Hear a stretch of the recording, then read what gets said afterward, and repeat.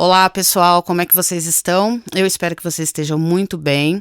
A gente está de volta aqui com o nosso podcast Já Pensou, levando vocês numa tour para pensar sobre assuntos que não estão necessariamente na pauta do dia, embora sejam assuntos importantes, relevantes e tudo mais.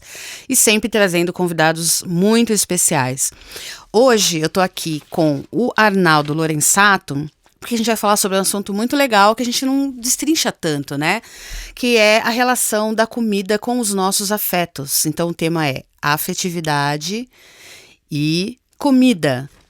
Então, o Arnaldo Lorenzato nunca havia pensado em ser crítico gastronômico, até que recebeu um convite para escrever sobre restaurantes para Veja São Paulo durante um mês. Isso foi em 1992. A missão acabou se tornando um projeto de vida e ele se tornou um dos maiores conhecedores do assunto no país. Eu diria, sem medo nenhum de errar, que é um dos melhores críticos gastronômicos do nosso tempo. Além disso, ele é editor sênior da Vejinha, é professor, doutor em literatura e gastronomia pela Universidade Presbiteriana Mackenzie e tem um blog chamado Lorenzato, que eu aconselho vocês a darem uma passeada boa por lá. Quando a gente fala em afeto, né, a gente convencionou falar de afeto pensando só como algo bom, como algo positivo, né? Então, eu tenho muito afeto por você. Só que os nossos neurocientistas, os nossos teóricos, filósofos, psicanalistas, psicólogos e tudo mais, eles ampliam o conceito de afetividade. Então, afeto ou afetividade é tudo aquilo que impacta, de alguma forma, as suas emoções e os seus sentimentos. E não necessariamente é algo bom. Então, quando você fala, por exemplo, de amor, é um afeto que a gente costuma associar automaticamente, mas o ódio também é um afeto. A antipatia, enfim, a irritação, a ordem sentimental e das emoções casadas, né, entre si, é o que a gente chama de afetividade. Grosso modo, a gente pode definir assim, até para vocês entenderem melhor. Agora, a comida, ela é algo que o nosso organismo necessita para nossa sobrevivência, né? Acho que todo mundo já deve ter ouvido aquele ditado, saco vazio não para em pé, se referindo à nossa necessidade de alimentação.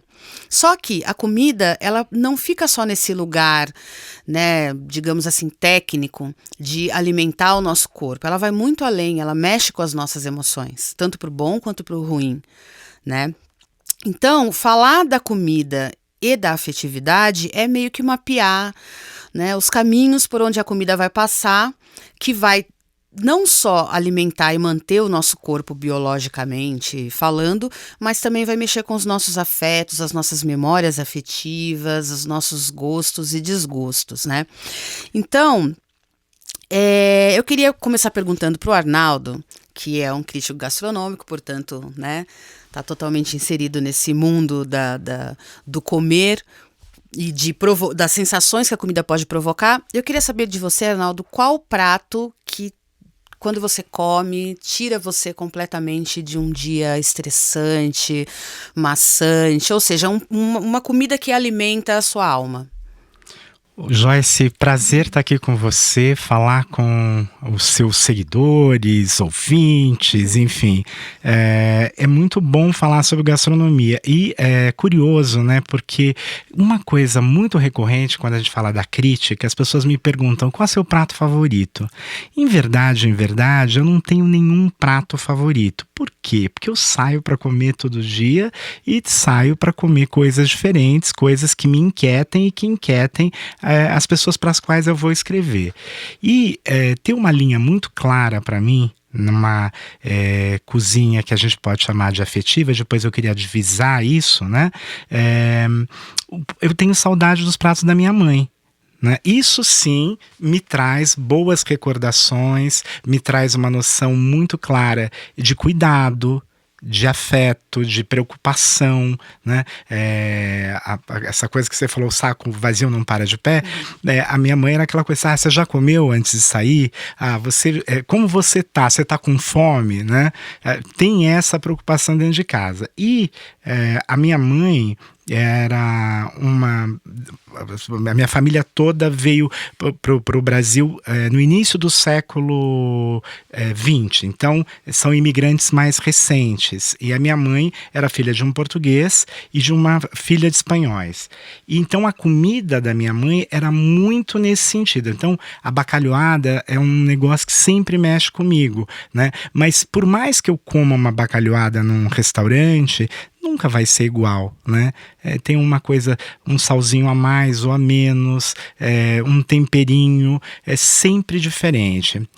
Minha mãe também fazia um negócio que é espanhol, esse que a gente adorava, que a gente chama simplesmente, é muito engraçado a comida de casa, a gente chama simplesmente de grão de bico.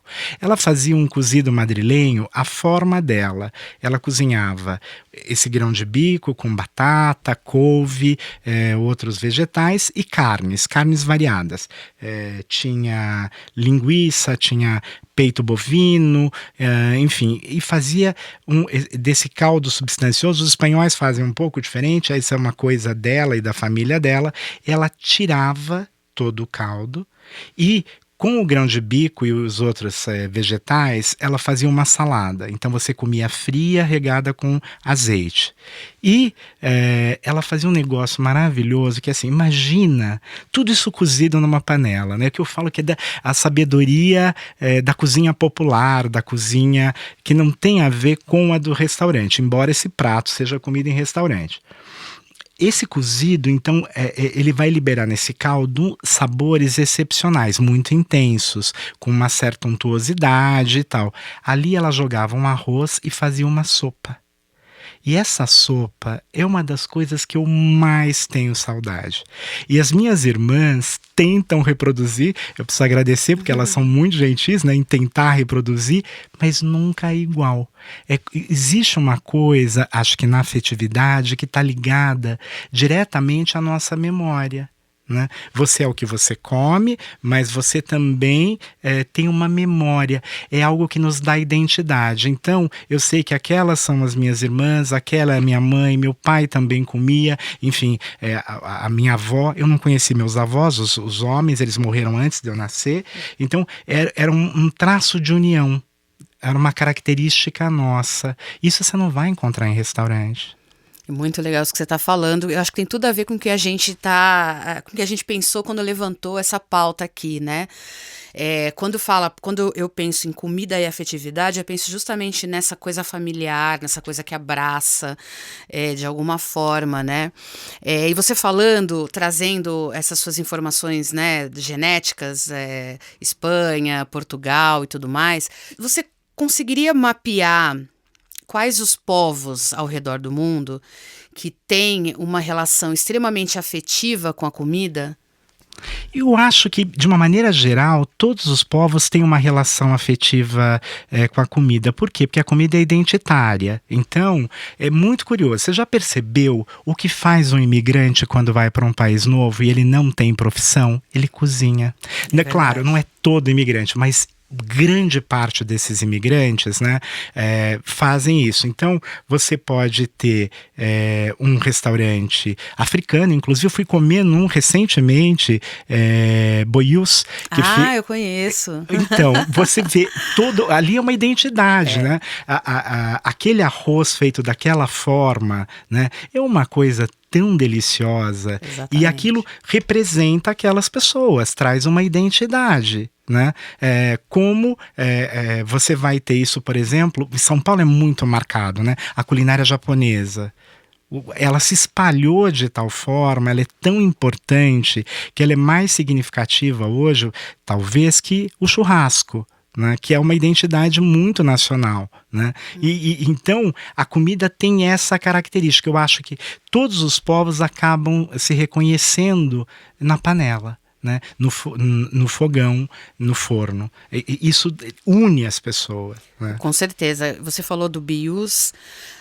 Me lembro quando eu estive lá a primeira vez, a comida me deu uma sensação de identificação. Porque eu lembro que eu pedi um prato, que eu não vou lembrar o nome, mas ele tinha banana da terra frita.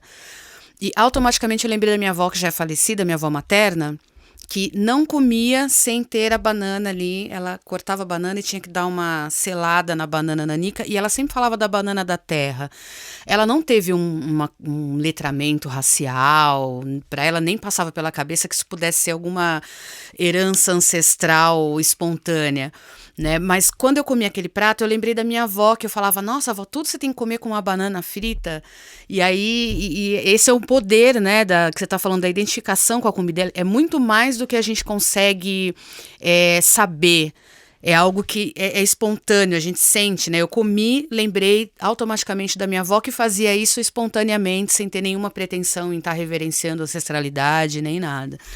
Muito bacana. E é curioso, porque quando eu te falei desse bolinho que eles fazem com a massa do arroz, me chamou muita atenção porque ele lembra de alguma forma uma polenta. Eles têm até uma versão com milho, mas como eu conheço a polenta, eu não achei tão interessante quanto a do arroz. Aquele que é assim fundamental ali naquele prato me chamou muita atenção. E é verdade, a banana é algo essencial lá, né? Eu não sei também, eu sou caipira, sou do interior. Eu gosto de falar que sou caipira. E no interior se comia muita banana frita, né? Então uma coisa deliciosa, que eu acho que tem a ver com esse legado. Arnaldo, você acha possível que quando você está avaliando os pratos para sua coluna ou para o seu blog, você está com um olhar mais técnico? E aí eu queria te perguntar o seguinte, é possível que a gente tenha restaurantes que nos coloque nessa aura de cozinha afetiva? Olha, eu diviso muito isso. Existe uma coisa que é a cozinha doméstica. Quando sua mãe faz bife, ela vai cortar bife. E ela não vai cortar os bifes todos iguais. Ou se o açougueiro mandou. Então um vai ser um pouquinho maior, outro vai ser um pouquinho menor. O restaurante, ele pressupõe, e isso não está errado, eu quero deixar isso bem claro, ele pressupõe que o proprietário, o chefe de cozinha, ele precisa ter lucro. Ele tem funcionários a pagar, ele tem impostos, ele tem gás, energia, enfim, tem um monte de coisas ali que impactam a produção dele, então ele tem que ter um lucro. Então ele vai porcionar o bife ou o peixe com 120 gramas e vai ser assim, é igual. E aí tem uma outra coisa que a gente cobra do restaurante, que é assim, quando eu voltar, aquele bife tem que ter o mesmo sabor para mim. Você tem que ter a memória. Claro que isso tem uma certa afetividade, eu não estou nem discutindo isso, mas é muito mais técnico. Quando você pensa na cozinha doméstica, ela é a cozinha do gesto. As pessoas não precisavam de receitas. Hoje a gente tem uma coisa de receita com detalhe, com detalhe, com detalhe. Você pega, eu adoro ler receita antiga. E receita antiga, às vezes as pessoas só dão um detalhe, assim, vão ervas, ou o que é uma talhada, né? Uma quantidade de gordura do tamanho de um ovo. Era assim, um prato de farinha, um copo. Era intuitivo, né? Muito mais. Então, no olhômetro, como a gente diria aí no popular. Aliás, você vê, as pessoas falam, eu cozinho no olhômetro. No olhômetro. Quando você colocou aqui? Não sei, eu fui no olhômetro. Então, e aí a gente tem essa cozinha que ela tem muito menos a ver com a técnica, mas com o gesto e com a observação. Então, a mãe que leva a filha para a cozinha, ou o pai também, porque a gente não pode pensar nessa coisa que só a mulher cozinha, né? Se tem homens que cozinham, se você ficar observando, você acaba aprendendo. É o caso das minhas irmãs. E você sabe que a minha mãe fez um negócio muito interessante, ela morreu com 90 anos, e quando ela estava com uns 80, ela começou a fazer um caderninho para mim, anotando as receitas dela. Então, eu tenho o maior carinho por esse caderno. Não é muito extenso, uma pena, a gente tem outros mais antigos, mas esse foi o que mais me interessou, porque era assim, era o que ela mais queria que eu tivesse. Então era uma seleção dela do que ela achava que ela fazia de bom na cozinha. Agora, o assunto restaurante que a gente estava falando, então, ele acaba hoje um pouco dominando, né? Primeiro, as pessoas comem muito fora de casa. Segundo, os programas de gastronomia, eles estão aí para dizer para as pessoas que você tem que fazer mise en place. O que é mise en place? Organizar tudo para você cozinhar. As pessoas não tinham essa preocupação, elas iam fazendo. Eu pegava uma coisinha aqui, uma coisa ali. Então, hoje até a cozinha doméstica está um pouco mais técnica, né? E esse medo de errar que as pessoas têm, errar faz parte, né? Então quer dizer que essa organização tão focadinha, tão certinha, quadradinha, ela tira a espontaneidade, que seria, no primeiro momento, o elemento-chave de uma cozinha afetiva. Muito bem. Ela tira a ideia do gesto. Né? Porque você pode errar, você pode... Eu me lembro, às vezes, a minha própria mãe, que cozinhava muitíssimo bem, fazia uma coisa mais salgada. Ela põe uma batata ou uma cenoura para tirar o excesso de sal. Isso acontece, né? Como que você evita o desastre, né? Então, é muito interessante. É diferente. São duas perspectivas completamente diferentes. Mas dá mesmo assim, mesmo os restaurantes, eles têm que ter, obviamente, profissional, visa o lucro, mas mesmo assim consegue, de alguma forma, enfim, trazer um pouco dessa afetividade para a cozinha, mesmo sendo mais técnico, mas sem essa espontaneidade do gesto que você está falando. Existem cozinhas por aí que conseguem chegar nesse nível afetivo de cozinhar? Olha, eu acho que sim. Eu acho que a afetividade no restaurante é um pouco diferente, né? É o que te leva a voltar àquele lugar, o que te faz repetir. E a afetividade também está em algumas propostas. Eu gosto muito... Neste ano a gente premiou um restaurante como Bom e Barato. Eu gosto muito dessa categoria, porque é onde você pode comer por um valor que não seja excessivo, uma entrada, um prato, uma sobremesa, o serviço e tal, e se sentir feliz, né? Então, tem um restaurante chamado Duas Terezas, que ganhou neste ano. Ele já tinha ficado finalista em anos anteriores, e que a moça faz uma homenagem às duas avós, né? Uma avó meio postiça e a outra verdadeira, que chamavam Teresa.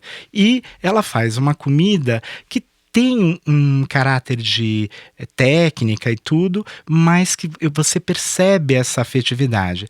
Acho também que mesmo no restaurante mais técnico, tem um ato ali de desprendimento, de amor, quando você está cozinhando para os outros. Você tem que oferecer alguma coisa. E o tempero que eu acho essencial no restaurante é o acolhimento. Né? Você quer ser bem recebido. Ninguém vai a um restaurante para ser maltratado. Restaurantes em que o serviço não funciona, não vingam. Eles não vão adiante. Entendi. Você sabe que as minhas avós, né? Uma das minhas avós foi doceira, fazia bolo, doce, o bairro inteiro conhecia e tudo mais. E ela falava uma coisa muito legal que marcou, assim, o meu imaginário infantil, e até hoje eu lembro dessa fala dela, que é: quando você vai fazer comida, você tem que estar com o coração limpo, porque senão a pessoa vai sentir o gosto amargo.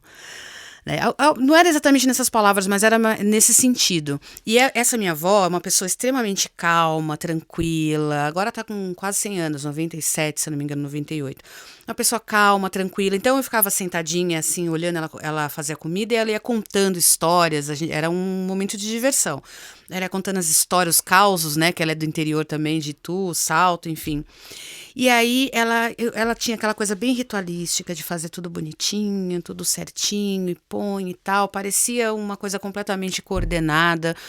Mas a gente comia a comida que ela fazia e se sentia sempre bem. Você acha que tem alguma relação dos sentimentos de quem está cozinhando e a maneira como a pessoa que come vai se sentir?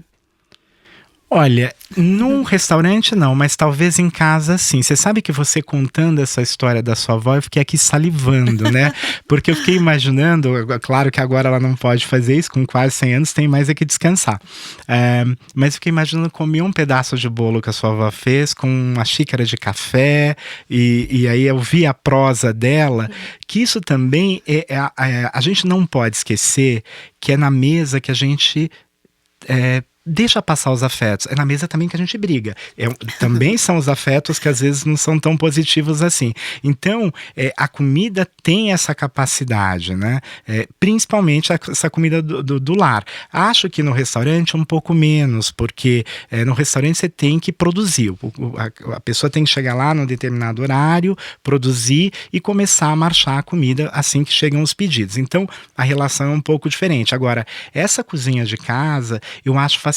E você sabe que hoje, Joyce, meio que uma obsessão minha, é uma coisa que eu gostaria de estudar mais, de estar mais perto, de entender as motivações melhor de cada casa, de cada pessoa que cozinha. E isso é absolutamente maravilhoso, porque em cada família você vai descobrir segredinhos.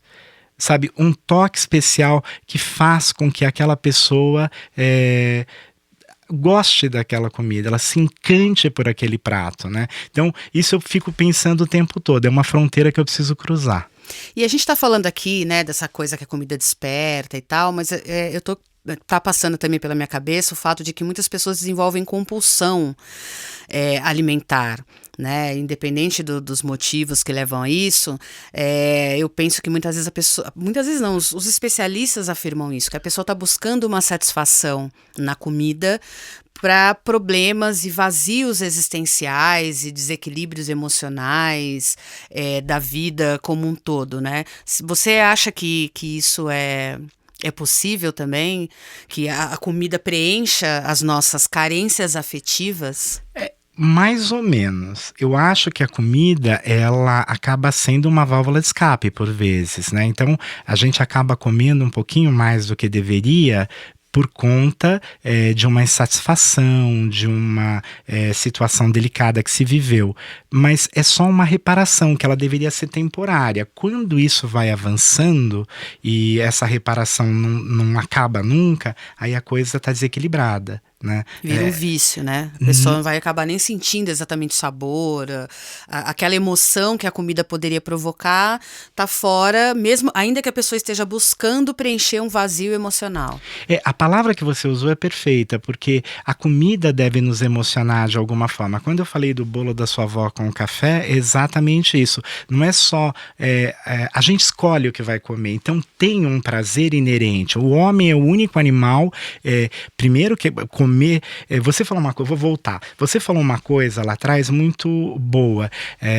A gente, para poder sobreviver, a gente tem a fome. E a fome, inicialmente, é uma necessidade, como dormir, como respirar, como transpirar. Ela é uma necessidade vital, essencial para o ser humano.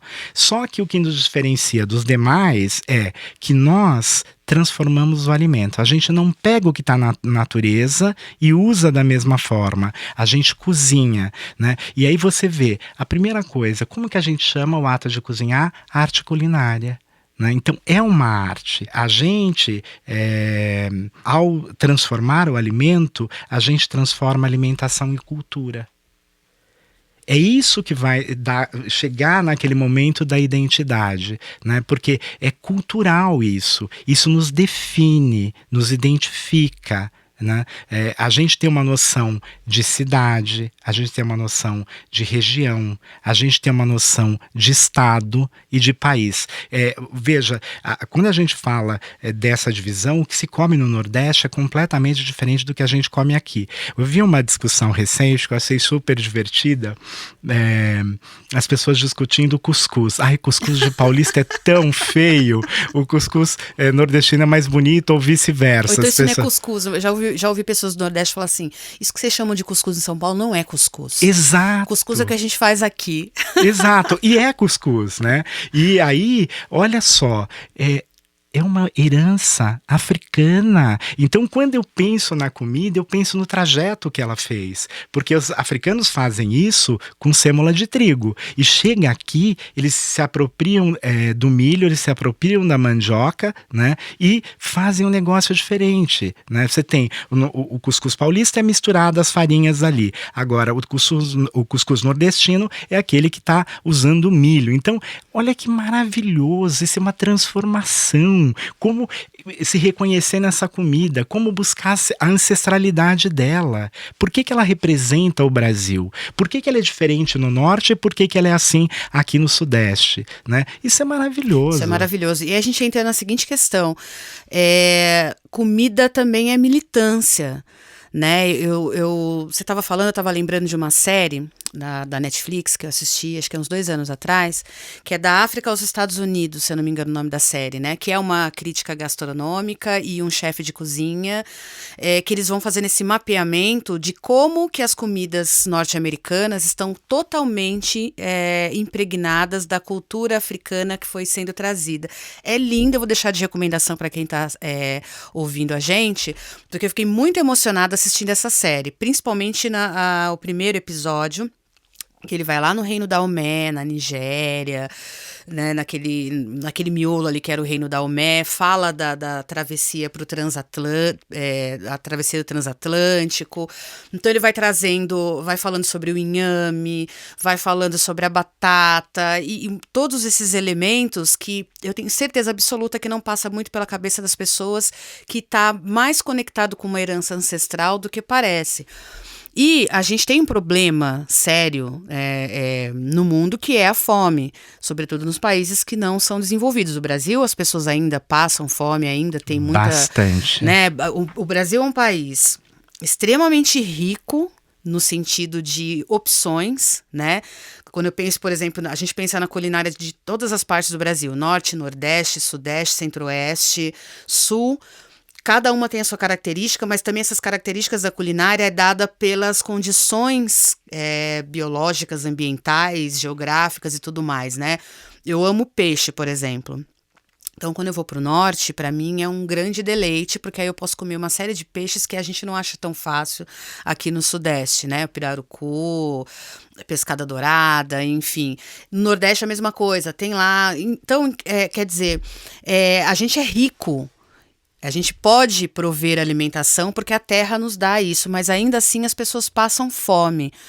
Será que essa desconexão que a gente vê hoje em dia, que já vem de um longo tempo, entre o afeto positivo e a comida, não é algo também que ou pode ser uma consequência da fome, ou pode ser uma das estruturas que alimentam a carência de alimento na mesa de muitas pessoas ainda hoje. Para além das desigualdades socioeconômicas, a gente tem pessoas que não param para prestar atenção que a comida não é só um alimento físico, ela também é um alimento emocional para a nossa alma, enfim. Isso dificulta uma mobilização das pessoas no sentido de não permitir, não admitir que a fome ainda exista?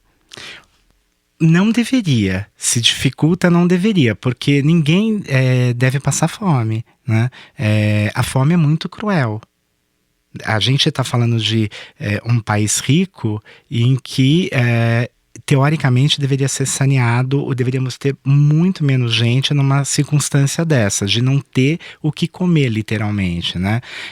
Eu acho que a fome não pode, esta fome, não a fome que a gente sente para uma satisfação, mas esta fome essencial de que alguém que não tem alimento, ela não deveria existir, né? Por pressuposto, não deveria existir. E aí eu fico pensando muito quando a gente está comendo,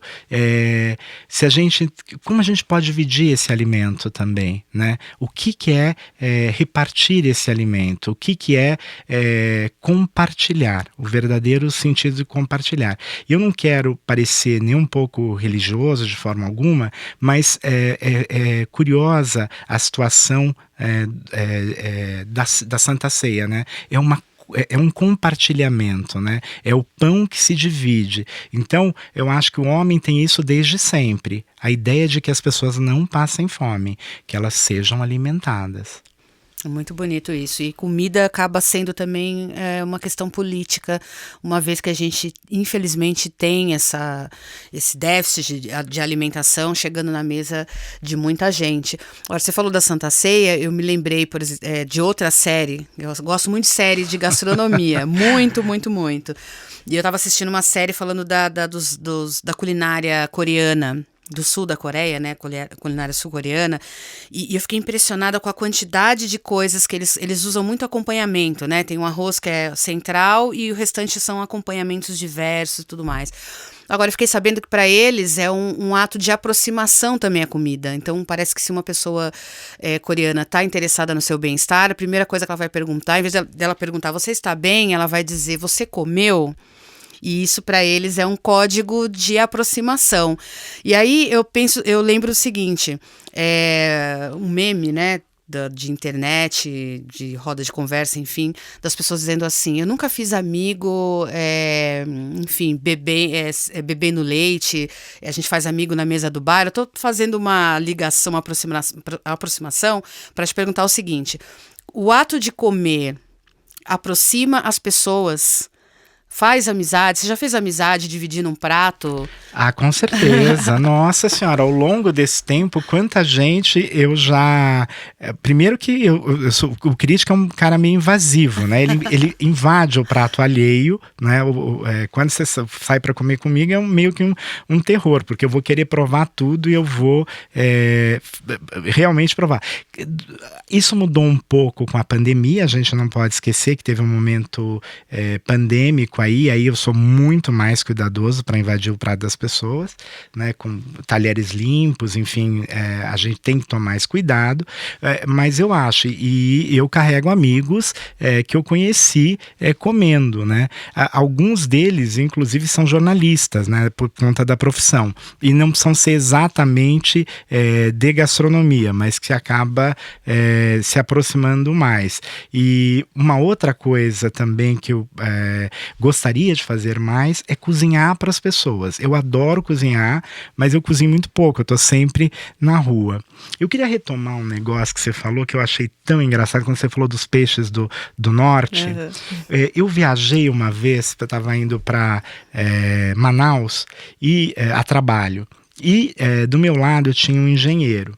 E era um engenheiro de telecomunicações e tal, e ele contando para mim que ele teve oportunidades ele estava morando no interior de São Paulo, mas que ele tinha que ir para o norte, que ele morou uma vez no litoral da Bahia e tal, mas que ele não tolerava os peixes. Por quê? Porque o peixe de mar para ele tem sal. E ele gostava de comer peixe de rio. Eu achei aqui, eu falei, gente, olha o que é o paladar. E esse rapaz, ele falou para mim, olha, eu tenho que ir e eu tenho que trazer muito peixe quando eu venho, porque eu preciso desse peixe, né? A gente começou a conversar, o que você faz, não sei o que, escrevo sobre comida. Ele contou essa história linda, né, dele gostar de peixe tão apaixonadamente, de peixe de rio, né, que tem um sabor muito particular, e ele precisar e buscar fazer remessas de tempos em tempos. Que maravilha, tá vendo? A gente se apega também, né? Eu acho que também aquilo que a pessoa come diz um pouco sobre a personalidade dela também. Eu não sei precisar exatamente o que isso estaria dizendo sobre a personalidade dessa pessoa, mas eu tenho essa impressão. Eu, por exemplo, sempre gostei mais de sabores doces. Não gosto de coisa amarga, por exemplo. Eu sempre brinco, falo de amargo basta a vida. Então eu não quero comer jiló, não quero comer essas coisas mais amargas e tal. Mas eu acho que isso tem também a ver com, sei lá, a configuração da personalidade. Agora, se comida aproxima e acaba ditando afetos positivos, eu acredito que ela também pode ditar desafetos. Você também já fez inimizade? Porque na sua posição de crítico, né, as pessoas hoje em dia elas estão apartadas do significado da crítica, né? A gente vive nesses tempos de cancelamento, então se você faz uma crítica honesta, muitas vezes é tida como ataque, né? Ou fulano me atacou, e muitas vezes você vai olhar, a pessoa está simplesmente apontando algo que não era tão legal. Então eu penso que um crítico é alguém que consegue levar a gente para visualizar aquilo que pode ser melhorado. Mas tem pessoas que não aceitam muito. Você já passou por essa situação de você ir no restaurante, comer as comidas e não se sentir acolhido? E aí, em vez de um afeto, você ganha um desafeto? Olha, eu devo ter muitos desafetos, não são poucos. Mas eu vou te contar uma coisa no início da minha carreira. Quando eu comecei a escrever, eu escrevi uma crítica que não era nada duro, mas que eu chamava... a gente passou na Vejinha, desde que eu entrei, a dar nomes que as pessoas entendam. Então, se eu colocar prosciutto San Daniele, por que a pessoa vai ter que entender que aquilo é um presunto cru? E eu coloquei que era um presunto cru num texto que eu escrevi de um restaurante italiano que não existe mais, enfim. E o dono que como recebia o dono da empresa que eu trabalhava naquele momento, que era a Editora Abril, que pertencia a outro proprietário, que era o Roberto Tivita, escreveu uma carta pedindo a minha cabeça. Nossa. Dizendo, esse rapaz não pode escrever. Se ele não sabe o que é um prosciutto, ele não deveria estar ocupando o cargo que está. O restaurante dele fechou, eu estou há 31 anos escrevendo sobre comida, é um projeto de vida, eu amo escrever sobre comida, é um assunto que me dá prazer. As pessoas dizem assim, você não enjoa de restaurante já que você vai todo dia? Não enjoo.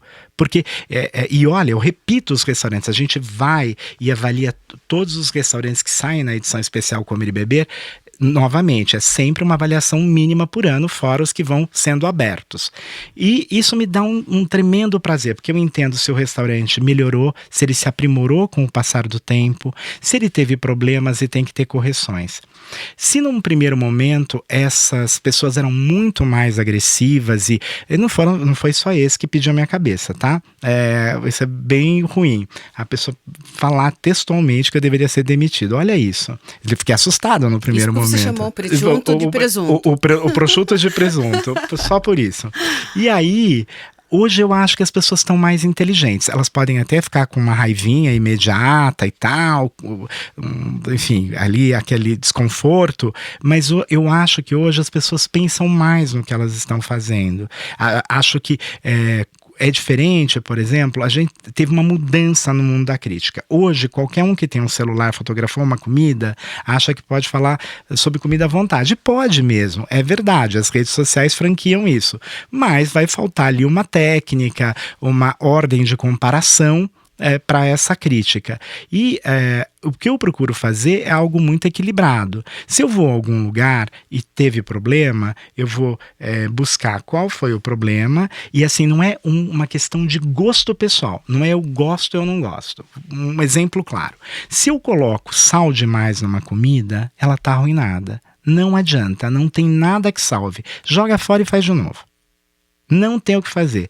Sal de menos, você coloca um salzinho na mesa, talvez ela chegue ali. Sempre é um risco, né? Mas é mais fácil. Então, o que eu busco sempre é uma crítica equilibrada. Eu não tenho que fechar lugares. Tem gente que acha que vai bater no peito, eu vou fechar isso. Não, eu não quero fechar nada. Eu quero só que essa pessoa veja qual é a correção de rota que ela pode fazer. Eu também não ensino para ninguém que prato ele tem que fazer ou como ele tem que fazer. Eu vou descrever, olha, isso aqui funcionou, não funcionou por isso, olha, os elementos estão todos em harmonia, quando isso vem na sua boca, você consegue reconhecer cada um dos ingredientes que estão lá. Ou não, isso aqui virou uma confusão, eu não consigo distinguir o que eu estou comendo. É isso que a crítica tem que fazer, não é uma questão pessoal.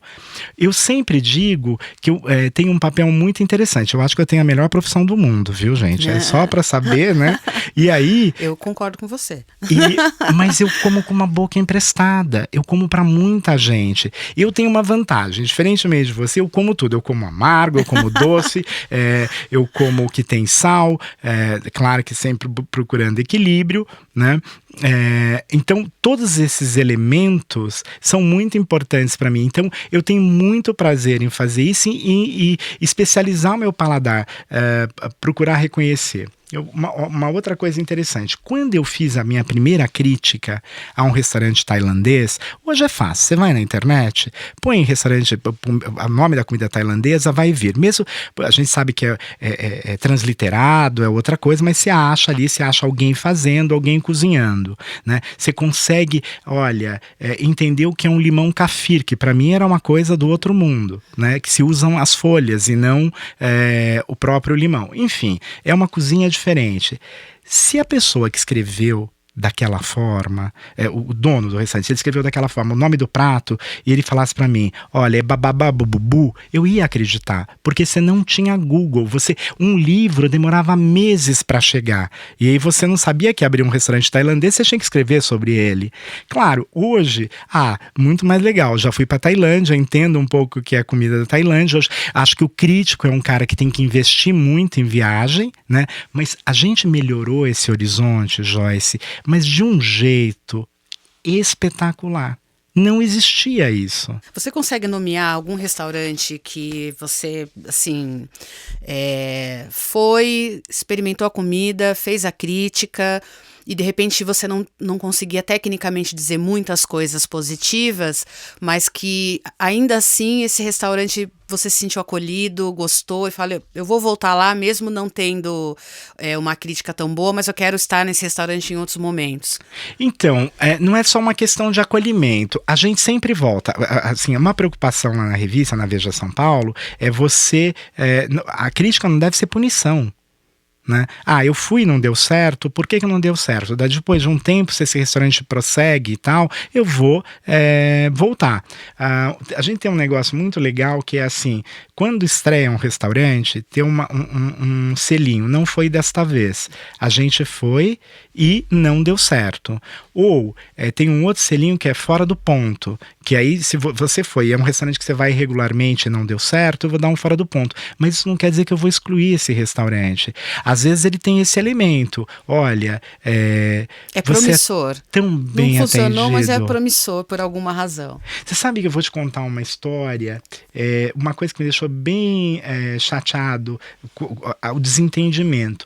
Eu escrevi sobre um restaurante há um tempo atrás e tinha um chefe estreante muito promissor, mas nem tudo estava perfeito. E, no entanto, a pessoa que administrava o restaurante dispensou o chefe. Ele não entendeu que ele tinha que treinar aquele rapaz que era promissor, que podia ser uma revelação, um talento emergente ali que ele tinha nas mãos. O fato de ter erro não quer dizer que a pessoa não possa superar, né? E aí eu via naquele moço alguém muito talentoso. Né? Mas infelizmente porque às vezes por isso tem que tomar cuidado com as suas palavras, entendeu? E olha que eu fiz uma coisa muito suave, muito delicada, era de um prato que eu dizia, olha, o desfiado ali não deu certo, etc. Mas o dono não segura a onda. A gourmetização da culinária, que é obviamente um traço aí de elitização. Então ela vai dizer que certos alimentos são chiques, certos alimentos são bregas, ou porque é popular, ou porque... Enfim, o que você pensa sobre isso? Você acha que isso atrapalha a relação que as pessoas têm com a comida? Essa coisa da gourmetização, da elitização, enfim, o que você pensa sobre isso? Bom, eu acho que a gourmetização, primeiro, ela é um mal que veio para ficar. E ela me incomoda mais, porque o que eu acho chique? Eu acho chique poder comer alimento orgânico, né? Livre de agrotóxico, qualquer defensivo que possa tornar aquela comida nociva para a gente, né? Então, a primeira coisa que eu acho bacana era se todo mundo tivesse uma mesa limpa.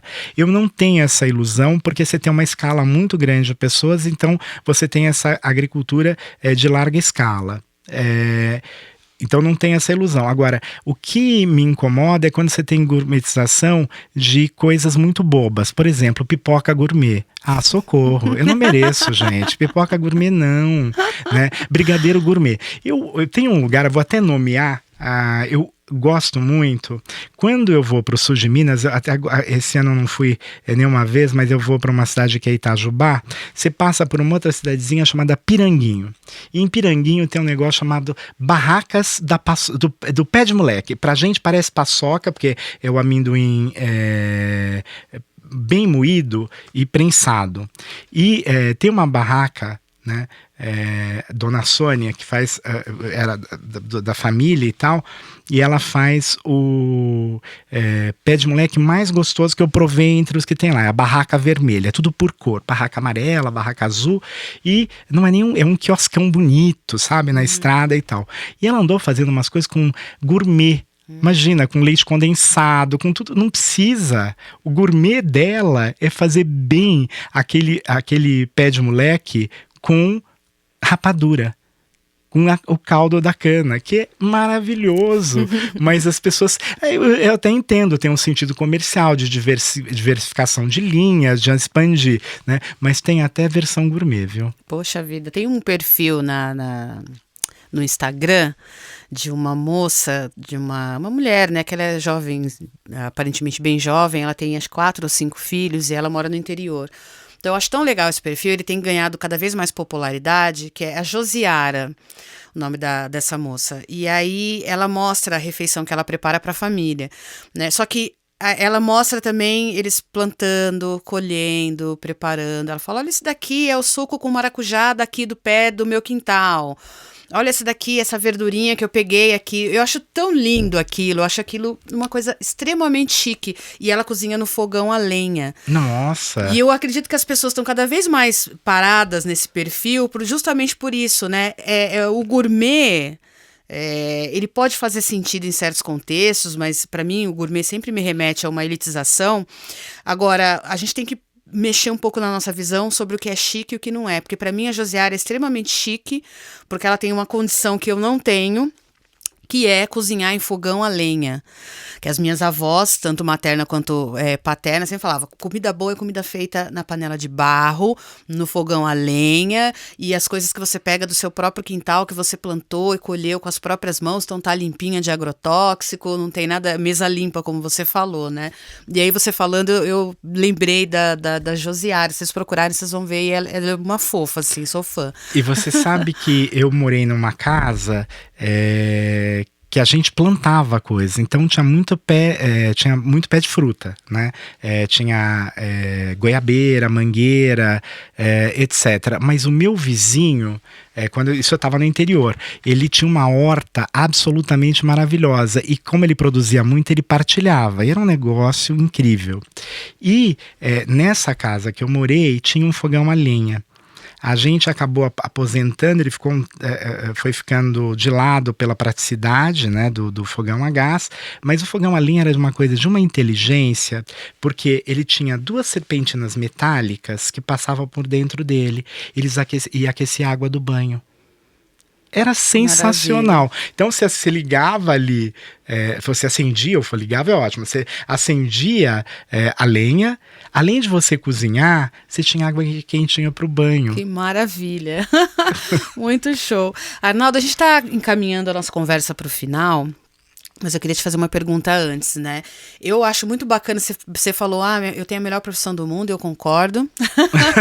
Eu acho que todo mundo também que está ouvindo aqui vai concordar. Você acha que hoje em dia o mundo da gastronomia está mais diverso? Eu tenho certeza que o mundo da gastronomia está mais diverso. A culinária está perdendo fronteiras.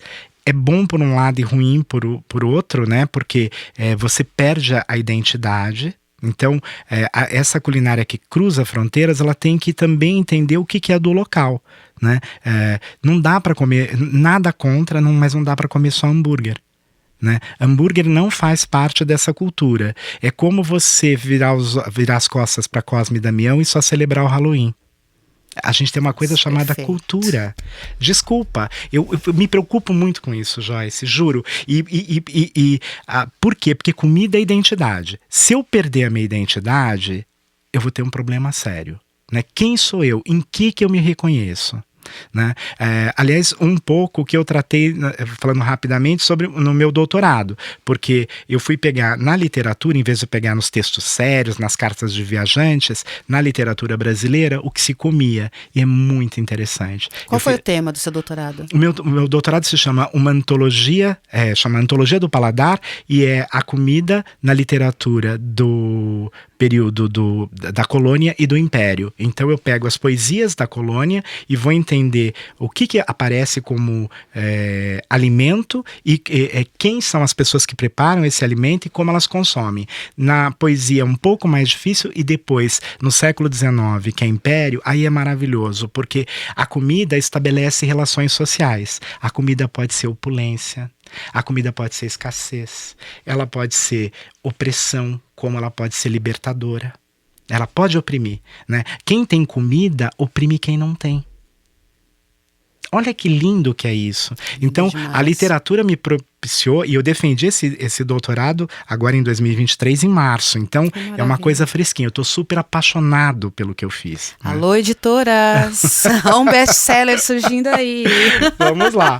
E aí, então, é essa característica de identidade que eu fui tentar buscar, né? E é muito interessante porque tem, na colônia, você tem uma coisa muito presente dos portugueses com os indígenas, são fundamentais, e os africanos. Aí você percebe que você tem um pilar, né, muito claro. E é engraçado porque no século XIX já começam a aparecer lá pelo final do século os imigrantes, então que vai modificar um pouco essa culinária. Mas é engraçado porque existe também uma coisa que a gente até não falou, que é o preconceito contra a comida. E as pessoas têm um preconceito enorme contra a comida que elas não conhecem. É horrível isso, né?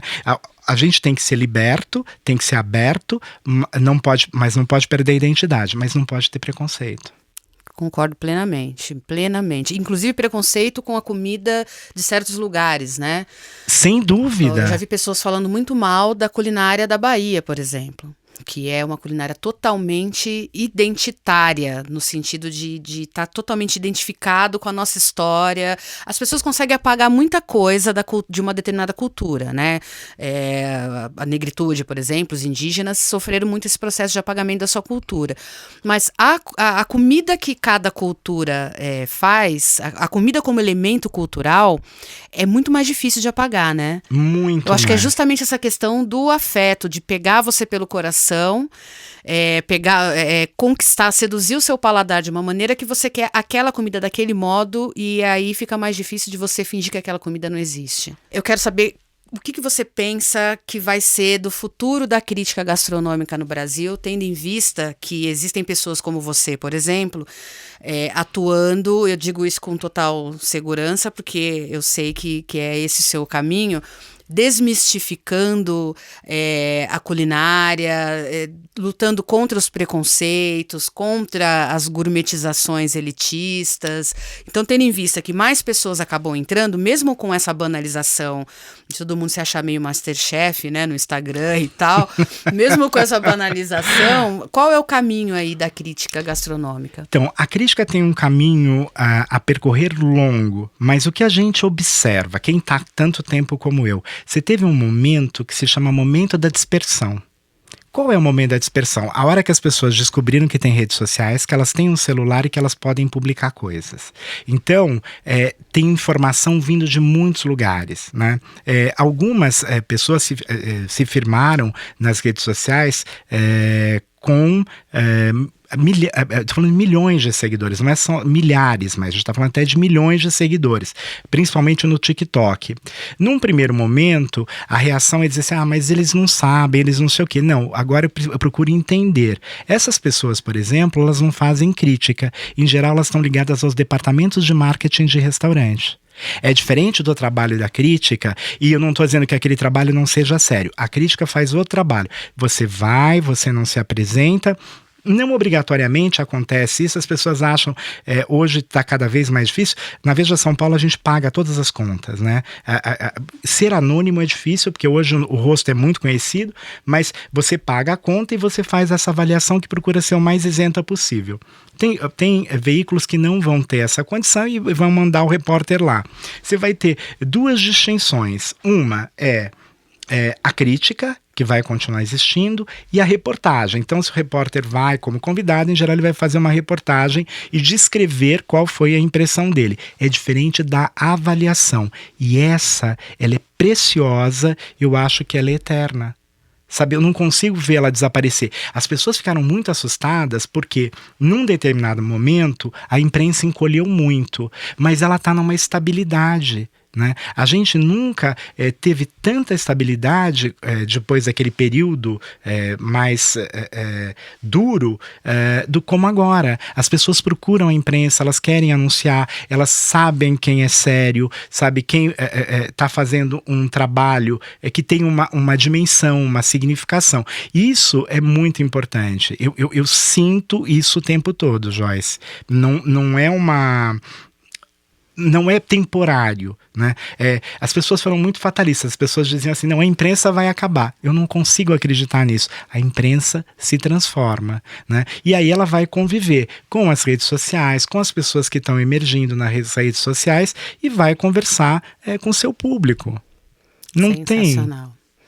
Sensacional. Está vendo, gente? A gente continua mantendo a tradição de chamar para cá, para um papo legal, pessoas do mais alto gabarito. Desculpa a falta de modéstia. Arnaldo, eu queria te agradecer demais por essa conversa, acho que foi muito legal.